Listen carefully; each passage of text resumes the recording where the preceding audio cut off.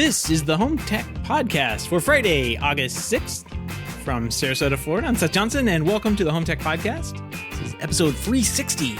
Come full circle, I guess. I don't know. Numbers are getting up there, but yeah, here we go. The HomeTech Podcast is a podcast about all aspects of home technology and home automation.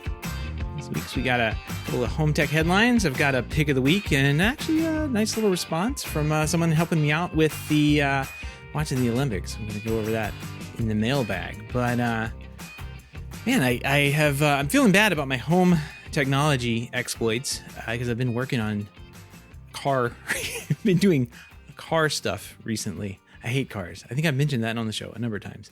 But I was given, yes, from a family member, a nice little 2007 VW Rabbit. It had like 46,000 miles on it. So decided to put some effort into getting it back up and going and as a daily driver. And yeah, it's been a project. It's been an absolute brutal project to get everything fixed up and working. So yeah. And guess what? Sonos and receivers, that's not the only thing that is hard to get right now. Car stereos, surprisingly, all but gone. Like most of the high-end ones, so from like Pioneer, Alpine, tough to get. If you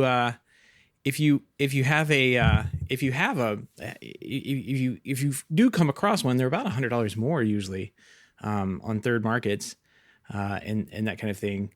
Than they are now. So like they should be. So I don't know. There's some scalping going on, I guess, there. But I do want to touch on our HomeTech talks that I am recording and will publish one day. I promise to you patrons. I'm really sorry I haven't gotten those up, but I keep saying that. But last week had a really good quick conversation about design and design. We did a quick design review on a couple of things.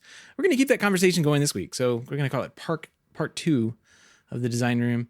If you've got projects you'd like to show off, bring them in, and we want to take a look at the documentation specifically. If you got pictures, that's fine, but we're all about the documentation here. So bring that in, and we'll take a look at it. And I've got a studio project that I did a number of years back, probably a decade ago, that I've got some nice little plans on. We were going to kind of take a look at and review. To see how they had drawn everything up in, Visio. And that's what I'm using. I use Visio. So I like that kind of documentation. It's not CAD. And I know we have a lot of CAD people who love CAD. And there's a good reason to use CAD because that's the language of construction. But, if you're trying to sell something or you're trying to provide documentation, that's a little prettier. CAD doesn't always do the trick. And that's why I've always kind of fallen back on Visio because I haven't been a good CAD guy. Like I never took the time to learn it and I just stuck with Visio. There you go. Anyway, that's tomorrow. So the Thursday. And like I said, I am recording them. I do download them. I have them all saved. I do need to upload them all at once. We'll probably have just a huge back catalog published all at once one of these days. So check that out. HomeTech Talks to learn about how to join with that. Head on over to HomeTech.fm/support and become a patron. You can invite to that and our private Slack chat, the hub there. And let's jump into a few HomeTech headlines we got. All right. Snap One, formerly Snap AV, is expanding its local presence and with the recent launch of a new Snap One local partner store operated by AllNet in Marietta, Georgia. And they've got a couple of grand openings scheduled for Hollywood, Florida, Nashville, Tennessee, and Austin, Texas. Those should show up by Labor Day. The new stores bring the company's national footprint to a total of 31 locations. That's pretty impressive. SVP of Local, Wally Winna, says, quote, increasing our national presence through 4 new Snap One local partner stores accomplishes our goal of bringing Snap One brands, services, and education to our partners. So good for them. It's an impressive footprint and that they've been able to amass over the past couple of years here in the States. And I can tell you from my experience with working with dealers, I do work for a competing distributor, I guess. I don't know if we're competing with 31 locations and Snap AV, but I'm a distributor. I can tell you dealers are wanting product delivered faster and faster every day. And I don't think we have Snap AV to thank for that. I think we have Amazon to kind of set that bar. And they're the ones who've kind of said, well, we can get stuff to you in a day, a few hours. This stuff I order on Amazon now, it just shows up like the same day. It's wild. So I think that perception has led, kind of filtered its way into to the dealer's way of thinking, and having a local warehouse. And while that's expensive for Snap AV, it's a great option for dealers who are buying what I like to say, they're buying just in time for the job. They wake up in the morning, they look at the calendar and say, oh yeah, that's where I've got to be. And they head that direction and do a quick swing by the supply house to pick up the parts they need. I'm laughing because I used to do that. Go here, pick up the parts, then you can do the job. Yeah, good stuff. Don't miss those days. Vudu lives to see another day. Fandango has announced that it will phase out the branding of its Fandango Now streaming service and focus on Vudu as its lone app for rentals and purchases of movies and TV shows. The change means that Vudu will now become the default portal for rentals and purchases on many Roku devices, where Fandango Now has long been the digital store, kind of the default store that you would go to. Fandango says the United service will, quote, offer more than 200,000 new release and catalog movies and TV shows to rent or buy, including the largest collection of 4K UHD titles and thousands of titles to watch for free, all with no subscription required. It will also continue to support movies anywhere, which is really cool, which will let you kind of watch any movie you buy anywhere, basically. It's really neat. I think it's amazing how far this company has come over the years. I remember probably a decade ago,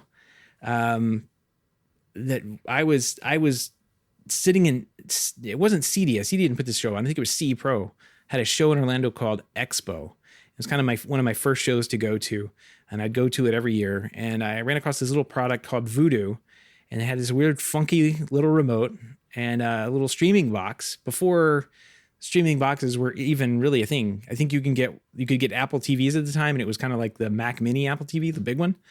I remember coming across them, talking to them, getting really excited, and sold a number of the like $300 Vudu boxes to my clients for their like dedicated home theaters. Because, at the time there was nothing out there but Kaleidoscape, and Vudu had this little funky little box with a hard drive. You could just purchase movies on a whim for like, I don't know, $20 or something for the right client. It was the right product. And they were sold a long time ago, I think, to Walmart. There's a couple of things going on in the chat here. Vudu was sold to Walmart. I think it came from Ty. No. Yeah, where? You guys talk so much in here. Yeah, Ty, there we are. Thanks for helping. Yeah, Walmart bought them, and then Walmart sold Vudu off to Fandango, and Fandango's kind of been like, we've been kind of like thinking, what are they going to do with these two properties that kind of do the same thing? Looks like now they're just going to combine them, get rid of the Fandango brand, and keep with Vudu. So it's a good thing for consumers. I know a lot of people who use Vudu and have for years because it's been a really good and inexpensive way to watch movies. So if you haven't checked it out, do check it out. I kind of have to go back in my memory and remember having to deal with that funky little, like the remote was, I don't know, it was kind of like figure 8 shaped, but then like twist the 8 along the middle, like grab each leaf on the figure 8 and twist it. It was a strange remote. Let's just leave it at that. So put a link to it in the show notes. Somebody can check that out. All right. Next one coming up. Looks like Google has started prepping for the launch of its upcoming Nest camera products, which is why they showed up on the company store for a very brief period of time. While the listings are no longer available, The Verge was able to catch a few glimpses before they disappeared. And apparently the tech giant will launch a battery-powered Nest camera for indoors and outdoors, a floodlight camera to compete with Ring, a wired camera for indoors, and there's a battery-powered Nest doorbell all along those leaked products. So kind of cool. The listings are all gone, and we'll have to see what Google comes up with. They announced earlier this year that there was going to be a refresh in that line. So hopefully in the next few months, we will see, or maybe a few weeks, we'll see what what Google has out of this. I did think that the Nest Cam with floodlights was an interesting product. It looks funky, but the Ring one doesn't look all that great either. In my opinion, it looks kind of strange. But the Nest Cam, I think that's a pretty good product that's going to have to. This is kind of the first like all-in-one solution type product that can start competing with Amazon and Ring from a big player. So will be interesting to see what they do here. Oh boy, another week of wellness talk here. IKEA is at it again and launching its first smart air purifier, the Stark Vind, which is expected to be available later this year in October, they believe, is an indoor air purifier that is optimized to work in room sizes up to 20 meters squared. And I did the math on that. If you're, it's 215 square feet if you're metric impaired. That's not terribly large, but this is IKEA. So there you go. Pretty good sized room you could use this in. Here's a quote from Henrik Tellender. He's a product owner at IKEA. Quote, for IKEA, the smart home is not about gadgets. It's about making life and home much better through combining our solid home furnishing knowledge with digital solutions and technology. That's why we explore the possibility of integrating the function of purifying air and technology to provide good experience for the customers at home. Stark Vind, I don't even know how this, Stark Vind, I guess, is available in two versions, a floor standalone model and a side table model. Curiously enough, it's built right into like a side table that you put next to your couch. It can be used on its own, but connecting it to a Tried-Free gateway enables scheduling and control, I guess, by the Tried-Free app. In auto mode, the Stark Vind will adjust the fan speed to correlate with, it filters down with a PM 2.5. It brings the air quality using a 3-filter system to remove 99.5% of smaller airborne particles from the air, things like dust, pollen, that kind of thing. So, yeah, IKEA, week 2 of wellness. Here we go. I'm not going to say much about this other than air quality stuff is a hit and miss field too. But it's very much easier to measure the results on this than changing the colors of your lights. The biggest problem I think you'll see in this field is products just don't live up to what they say they're going to do. And in this case, maybe not removing is the most amount of dust and particles that you'd get off of, a better filter, like a HEPA filter or something. There was a popular one of these a couple of years back called Molecule, that like purported to remove like tons of stuff using some crazy technology. They were kind of all over podcasts and advertised I think even at CEDIA one year. They showed up on like Innovation Alley or like one of the corner booths there. Had a huge marketing budget. But turns out when the wire cutter got a hold of these things and started testing it, they quoted as being the worst air purifier they had ever seen. So, and in fact, many of the company's claims hadn't like rulings settled against them from the National Advertising Review Board. So a lot of things they were saying were just completely made up pseudoscience. It's kind of what I was complaining about last week. That all said, the IKEA purifier is technically a purifier. PM 2.5 isn't all that great compared to your standard HEPA filter. As I was saying before, that's 2.5 microns versus 0.3 microns from HEPA. Their previous unit, the Fornuftig, is on the not recommended list over at Wirecutter as well. Not because they're lying about what it can do. It's just that the unit performs poorly when compared to other units around the same price point that are using a HEPA filter. So if you really want to get rid of all that stuff in a decent amount of time, use one of those HEPA filters rather than one of these. On the positive side, I will give something to IKEA on this. I am all for technology being built into furniture like this. If you look at the little side table, I've got a picture of it here on the live show. It looks really cool. Like it's something I could see kind of going into most people's homes. It as long as you can get power to it, without having to run, you can actually see the cable running across the floor in the picture here.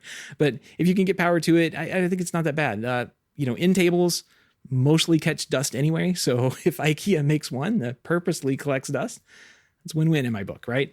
So it's I think I am all for this. I'm all for this method of putting technology into furniture and kind of hiding it away, building it into the things that we already use. So it kind of seamlessly integrates with your life. And I think IKEA is trying to do that. With this, it may not be the best, but again, we're talking IKEA here. We're not talking about, some super high end HEPA filter thing. So, there we go. You guys are saying I'm holding back. Yeah, I don't know. Like maybe. I do like the way this looks. And, if I lived in a place where we had bad air, which we kind of do right now, because of something called red tide, which is a nasty little algae bloom that like kills off fish and that kind of thing. It can cause respiratory issues here in Florida. Nasty. You'd want something to filter that out because it doesn't smell very good. Doesn't smell very good at all. Anyway, let's move on. So all the links and topics we discussed tonight can be found in our show notes at HomeTech.fm/360.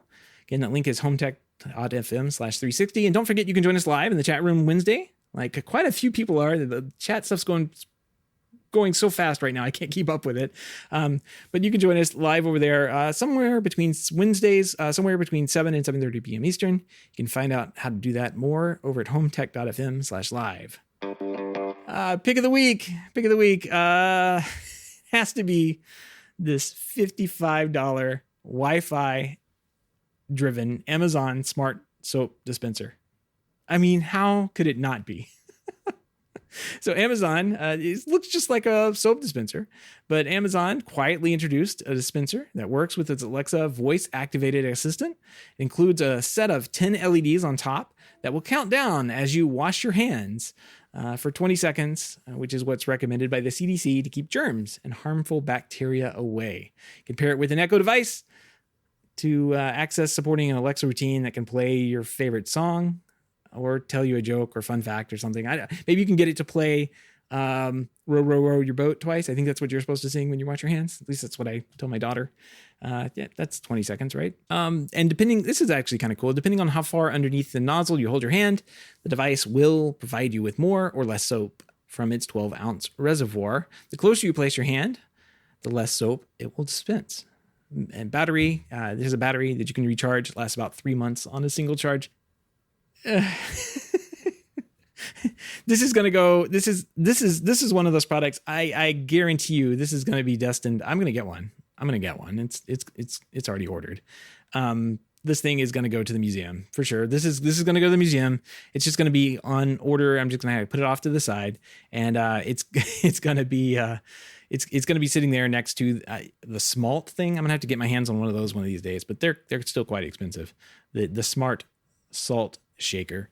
Yeah, I know we talked about that in the past, but this is in that same vein. For $55, I can handle it. Not the $100 or $200 salt shaker. It's not going to happen. So, I do have. Let's see. I'll go over here. I do have a mailbag coming in from Matt from Twitter, who was listening to the podcast last week and had a really good idea or way for me to watch the Olympics.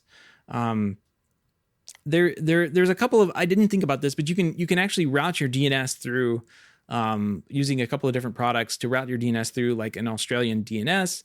And you don't have to set up a full VPN for that. I can set up a VPN and kind of do the same thing he's talking about here. But the goal is to make it appear that you're in Australia. Then you download the 7 Plus app and you can just watch pretty much everything you want right there in Australia. So, it was a really good idea. I hadn't thought of that because what it does, it lets you use a single device. Like you could just change a couple settings on that device, and it appears from the servers overseas that you're coming from a different location, because that server kind of routes that DNS query, I guess, a different way, and it makes it look like you're showing up there. So a little bit better than a VPN, I guess. I don't know, maybe not as successful, but like a VPN completely routes every piece of traffic that you have to come out in another area, like another server in Australia or wherever, Japan, wherever you want. But I guess the 7 Plus app has all the Olympic events on it. I was kind of looking through all the stuff they had on it, and it's like, that's exactly what we want. NBC, give that to us. I don't know why NBC can't give that to us. So anyway, If you have any feedback, comments, questions, picks of the week, great ideas to watch stuff overseas, the email address is feedback@HomeTech.fm, or you can visit HomeTech.fm/feedback and fill out the online form. And I want to give you a big thank you to everyone who supports the show, but especially those who are able to financially support the show through our Patreon page. If you don't know about the Patreon page, head on over to HomeTech.fm/support to learn how you can support HomeTech for as little as $1 a month. Any pledge over $5 a month gets you a big shout out on the show, but every pledge gets you an invite to our private Slack chat, The Hub, where you and other supporters of the show can gather every day to chat about what were we chatting about in there earlier. It was I was asking what people did for like these long conduit runs, like 1,000-foot outdoor conduit runs down a road, over a bridge. I'm still kind of curious as what people do on that. I didn't get too much feedback on it. So if you're in the hub, pop in and answer. Help me out with that. And but I know we were talking about a bunch of different things over the last week. It is always active in there. If you want to help out the show but can't support financially, totally understand, but just appreciate a 5-star review on iTunes or a positive rating in the podcast app of your choice. That's what we're looking for. And that wraps up this week. Thank you so much for Ty, Rashid, Greg. I'm trying to see if there's anybody else in here. Kind of flowing back to all the comments here. Thank you so much for joining in and feeding comments over here into the comment thing that I'm going to have to figure out how to read better as I do these live shows. And making the show kind of entertaining, at least for me. Hopefully it was entertaining for everyone else, but at least for me, keeping me on my toes this week. Thanks so much for everybody for tuning in, and we'll talk to you next week. Have a good weekend.